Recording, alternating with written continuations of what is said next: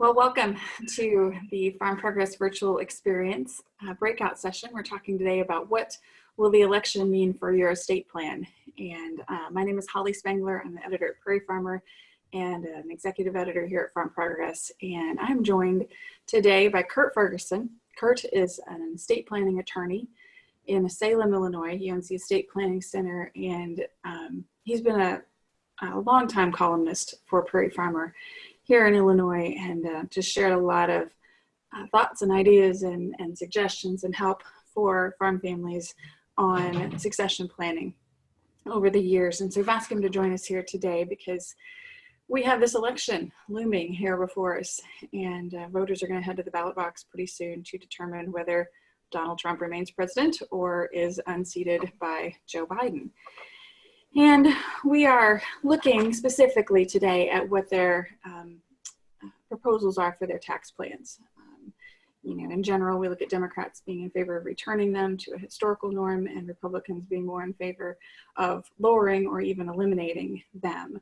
But we are going to talk about this a lot more specifically with the expert today. So, Curt, you and I, we've talked before about the federal estate plan changes during the Trump administration. Can you kind of hit the highlights of what we've seen and how that's affected farmers, kind of so where we're at up to today? Sure. One of the, thank you, Holly, for having me. And of course, one of the biggest things that Trump's tax bill in 2017 did, and that's mostly what I'm going to reflect on here, kind of what he's done versus what Biden is proposing. But one of the main things there was his doubling of the estate tax exemption. I know you and I have talked before about, did he eliminate the estate tax for the family farms? And really, as a practical matter, for the federal estate tax, he did, because a married couple under that law can pretty well pass, now it's over 22 million tax-free. And that's going to catch, most family farms are going to be that size or less. There's a lot of different items in the different tax plans, and so estate tax is certainly one of them, but there's a lot of different ones, and I'd kind of like to run down a list of the various ones: income tax, capital gain, et cetera, if that's all right. Yeah, absolutely. Let's take a look at the candidates' plans and how you feel like they compare. So again, for the most part, what I'm going to say about Trump's tax plan is not that he's really floated that many new things or changes that he proposes, a couple little ones, but we're mostly looking at what he did versus what Biden is proposing. One of the sort of foundational things that Biden is saying is no tax increases unless you make over $400,000. So, clearly he's aiming to raise taxes on people that make more money, the higher end income people.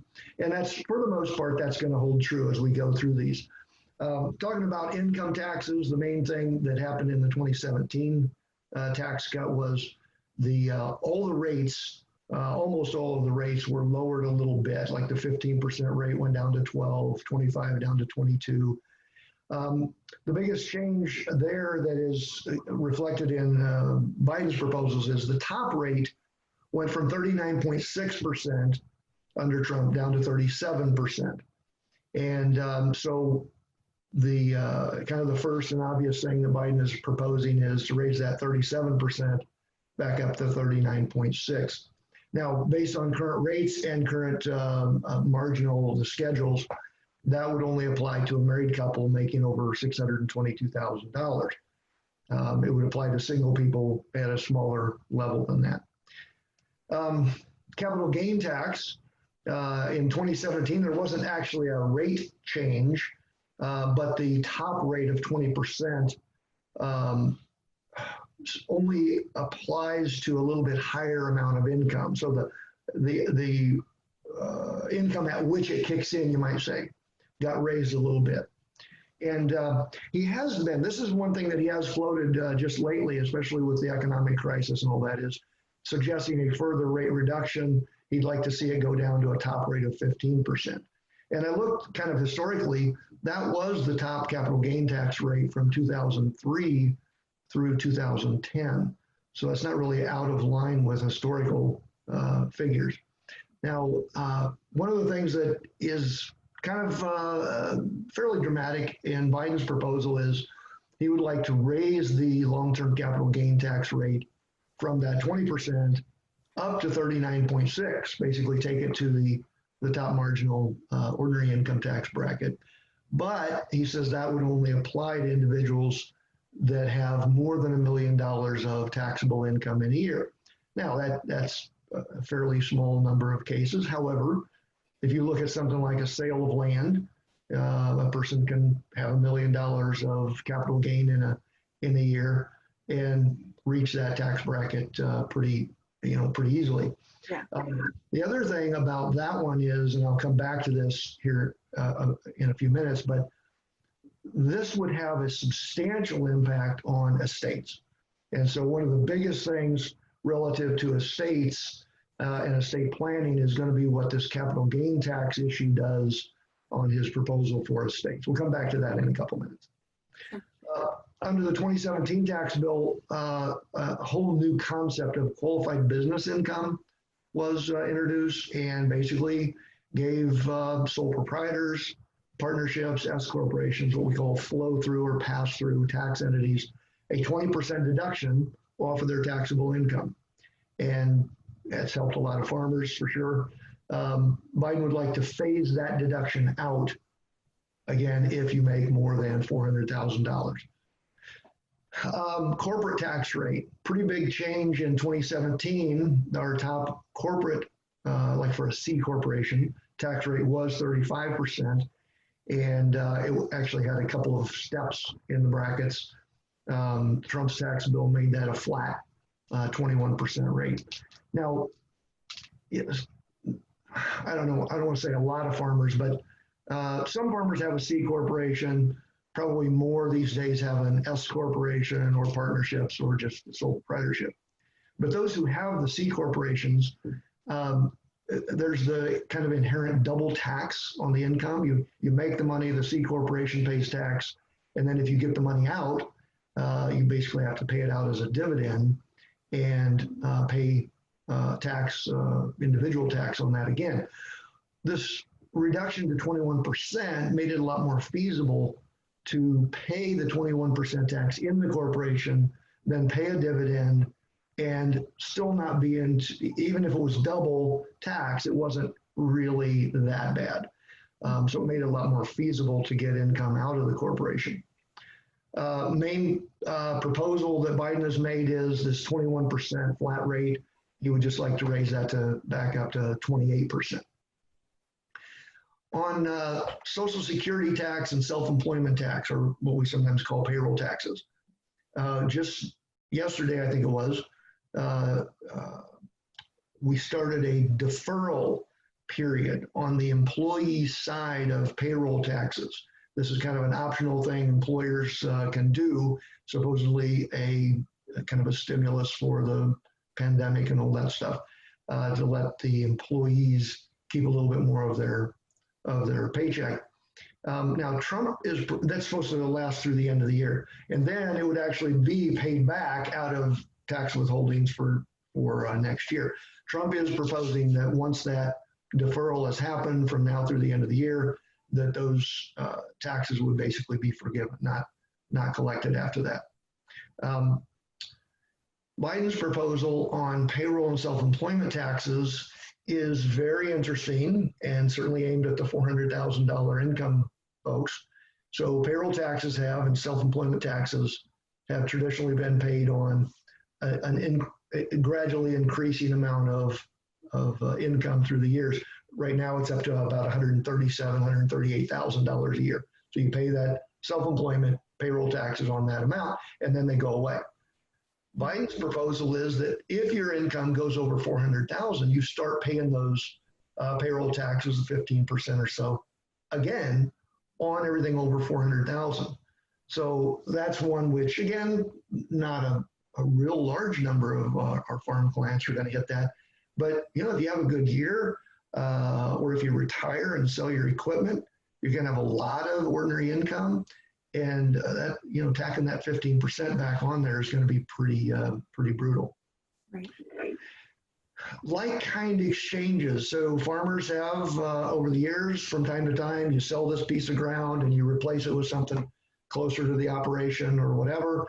And for many, many years, actually before my time as an attorney, you could, as long as you replace the one property with another property, you didn't have to pay the capital gain tax on basically the appreciation in the first piece of property. You could defer that until the second piece of property is sold, or on death, the property would get the stepped up basis, which we'll come back to. So the 2017 tax bill actually changed that a little bit. It didn't affect it with respect to real estate. It did affect it with respect to equipment and some other like-kind exchanges. But the big one was the real estate, and that's been in effect again for many years. So Biden's proposal here is to eliminate that like-kind exchange for, or the deferral of recognition of gain if the taxpayer makes more than $400,000 that year. Well, again, if you sell a piece of property and wanted to exchange it, that quite often would be a significantly more than $400,000 type of gain that was being deferred. And so this could really gut the ability to make any sort of like-kind exchanges of real estate using that deferral method. Okay, so let's actually hit the one that's supposed to be the thing in estate planning, and that's estate taxes, right? So the big thing, again, I kind of mentioned Trump doubled the what was a $5 million estate tax exemption, which was indexed for inflation back in the Obama years, instantly doubled that. And so the current amount, 5 million plus inflation, doubled, is 11,580,000. So a married couple under the current law can pass over $23 million to their heirs free of federal estate tax. Now that doubled exemption, sometimes a politician can get what they can get. And so what they got in the 2017 tax bill was that doubled exemption lasted through 2025, and then it reverts back to the same as it was before. Trump is proposing to make that doubled number permanent, so it just keeps on going. I can't say permanent when we're talking about tax law without laughing, but nothing is permanent, right? Right, but permanent-ish.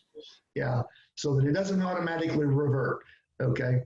And so that's one of his proposals. Now, quick side note here for all of our Illinois farm clients and a handful of other states, we still have the state estate tax to contend with, and it's still a lot harder to deal with than the federal. So in Illinois, we have the $4 million per person estate tax exemption. So the married couple with a modest amount of estate tax planning can pass $8 million before they pay estate tax to the state of Illinois. And when they do pay estate tax to the state of Illinois, it starts at 28%. It actually ends up being kind of a regressive tax. The first dollars over the 4 million taxed at over 28%, and then it tapers down to around 16%. Now, Biden's only direct proposal here on the estate tax exemption is to immediately go ahead and revert back to the $5 million inflation adjusted number, which right now would put us at about 5.9 million. Mm-hmm. The tax rate, the federal tax rate, 40% if you go over the exemption, and I'm not hearing or seeing any talk about changing that rate. Okay, so really the biggest, and I would say kind of the most dramatic change proposed at all here has to do with what we call stepped up basis. So again, with one brief exception in 2010, when we call them the Bush tax cuts from 2001, repealed the estate tax for 1 year, there was kind of a modified carryover basis structure in place, but it was it lasted 1 year and it didn't last very long. In the 1970s, and yes, that was before I was an attorney, there was a carryover basis structure put in the tax law, and it lasted for 2 years and then was repealed retroactively. It was such a mess. So here's quickly how valuable this is to farmers, all right? Stepped up basis basically means this. If you bought land for, let's say, 400,000 many years ago, and then when you die, it's worth a couple million, the basis, instead of being 4 million, when your kids get it, their basis is moved up to the value on the date of your death, $2 million in that example. So it resets that basis, and all the gain or the appreciation that happened during your life essentially is going to be free of any capital gain tax. Nobody's ever going to pay capital gain tax on that. And, how does that work in the farm family? When your 2 kids inherit, or 3 or 5 kids, whatever you got, inherit, and the one that's farming buys out ground from the others, the ones who sell don't have to pay any capital gain tax. It makes it very nice for within the family transfers. And of course, if nobody's farming in the family and your kids actually sell to a third party, I know for many of my clients, that's anathema. But if there's nobody farming, they sell outside, again, it saves your heirs a ton of capital gain tax, the stepped up basis. Now, another one, which is not as often seen, is take depreciable assets like your equipment or buildings improvements. Let's say you have $1 million worth of equipment as part of your estate when you pass away, and it's all been depreciated out. So you bought it and wrote it off as you did off your income taxes, which you're able to do. And so when you die, maybe the basis in that equipment is zero.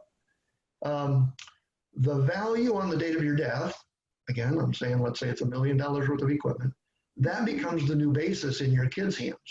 And so whoever you leave that equipment to can start redepreciating it off of their income taxes. In a sense, under the current law, you can roughly write off the same equipment off your income taxes twice by planning carefully to do that. So it's a huge benefit to those heirs, especially the heirs that inherit equipment. Mm-hmm. Now, there's 2 variations on what has been proposed by Biden to deal with this. So one is, I would say, sort of unfortunate. The other is devastating, okay? The unfortunate option would be this. He has proposed to eliminate the stepped up basis, right? So what's the consequence of that? Well, your $400,000 basis in that land is carried over to your kids. If they don't sell anything, then it doesn't really hurt them. It just kind of ties their hands, so they don't want to sell because they can pay the tax if they sell. On the equipment, unfortunately, the person that inherits the equipment, they still get your zero basis, so they're not going to be able to redepreciate it. So really a tax benefit in the old law would be taken away, but it's not, in one sense, you could say it's not costing anybody anything. They're just not gaining that tax avoidance. The really terrible option is this, and I've read different commentators trying to interpret what Biden's proposal really is. And Biden has stated that the built-in gain, so how much this stuff has appreciated or been depreciated during your life, this built-in gain would be subject to income tax upon your death. So if that's the way the policy will be enacted, here's what happens. Your estate would actually pay capital gain tax as if you, on the date of your death, were selling the land to your heir. So using those same numbers, the land you bought for $400,000 and it's worth $2 million when you die, your estate would owe capital gain tax on the $1.6 million. The equipment that was depreciated to zero, but it's worth $1 million, the estate would pay income tax, just like if you had a farm sale today and sold that $1 million worth of equipment. Your kids would have to pay the tax to inherit the $1 million worth of equipment. And then, remember I mentioned the capital gain tax rates earlier. So right now we say, well, 20%, but the proposal is to raise that top rate to 39.6 if a taxpayer, and in this situation it would be your estate, realized over $1 million of taxable income. Well, it would be over $1 million of taxable income. So on an estate of only $3 million in size, $2 million of land, $1 million of equipment, and no cash, the tax would be somewhere around $1 million. So that, I don't know if there will be enough, members of Congress and the Senate and everything else to go along with that. but that would be a pretty devastating change for our farm clients. And I saw a cartoon once. These new regulations are going to fundamentally transform the way we work our way around them. I don't know. Estate planners have been creative forever, and certainly before my time, and always look for ways to minimize these taxes. But this would be one which is going to, would create a whole new set of challenges for us. Yeah, absolutely. Of course, we have to remember, I guess, too. I mean, as you said, that has to get through Congress. Right. Maybe it's planned, but they would have to pass it. I know you're not going to ask me who I'd vote for, and so I'm not going to tell you either. but I do want to put something in perspective. As an estate planning professional that is always trying to, put my efforts and expertise on helping farm families preserve and pass on their farms, these proposals from Biden would definitely make my job a lot harder. And I've often said I really wish that there was no such thing as transfer taxes, estate and capital gain taxes, and I'm serious about that, because if there weren't those taxes to deal with, it would be easier for our clients, for me, counseling clients and helping clients, to really focus on what matters a lot more, which is how the families can work well together and manage a business and strengthen their relationships and preserve the family farm and the heritage and their faith and carry on the family traditions, which is really much more enjoyable part of estate planning to work on. Right. All those non-financial things that still make a big difference. Yep. Well, Curt, your latest column, I really like the point you made in there. You were talking about, just basic advice, as we head into the election, which is don't panic, which feels like good advice for life in general, but also looking at an election and who might come around. I guess, what can you share about, why is it a good idea in your business and the things you deal with it? Why is it a good idea not to be hasty or to do anything drastic at any given time? Well, it's just like any other part of life. Whenever you make decisions in haste, you don't have time to think through all the implications, all the angles, all the other not obvious implications of the decision. And transfer taxes tend to be the thing that's most glaring, it's the most obvious, you feel like it's the most pressing, we got dollars to lose. It almost becomes an emergency, especially if you think, or if you're concerned that the tax law is going to change a lot. You go, oh, what are we going to do to take advantage of the current law while it's here? And so we just get this tunnel vision, focus in on just that, and then we rush through, just focused on one thing, and we may really often miss things that can be even much more important. Even if taxes, let's say that the taxes get to be 40% on your estate, with that example was essentially 40% of a $3 million estate. And that's bad. If it gets that bad, that's really bad. But if the estate is passed on, let me just say, sort of carelessly to your child, and the child's marriage fails, your former in-law can take 50%. That's worse than 40%. Okay, let's just do the numbers. All right. Or worse, let's say you pass your estate on to your son, perfectly free of estate taxes, and his hired help has an accident, and your son gets sued because of that accident. A bad lawsuit can take 100% of the inheritance, right? So 40% is bad, but these other things, if they would go wrong, are even worse. And so when we get this, oh my goodness, how much are they going to tax us? And that's staring you in your face. If you even think of potential divorces or creditors or lawsuits, if you even think of that, you're like, well, hopefully she'll never get sued and she'll never get divorced. And you just so focused, so tunnel vision on the tax planning strategy. And you just miss some of those bigger things. Yeah, absolutely. Well, and I feel like I hear the opposite sometimes too from some farmers, that idea of, well, when so-and-so gets in office, we aren't gonna have to worry about this, and heard that way before, Donald Trump ever, existed in on a ballot. But, what's your response to that? Yeah, it's you're really gambling your future on on the whims of politicians, and that is completely that's short-sighted at best. We really should never do that. Yeah, and you want to maintain control of your future, of your farm, of the operation, of how you were entrusted by this farm by previous generations, or you built it through your own blood, sweat, and tears, or oftentimes it's some combination of those two things.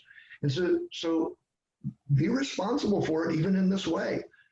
Don't trust outsiders, whether it's politicians or others. You want to make sure you maintain control and direct it as best you can, and for as long as you can. Make sure that you keep all your options open.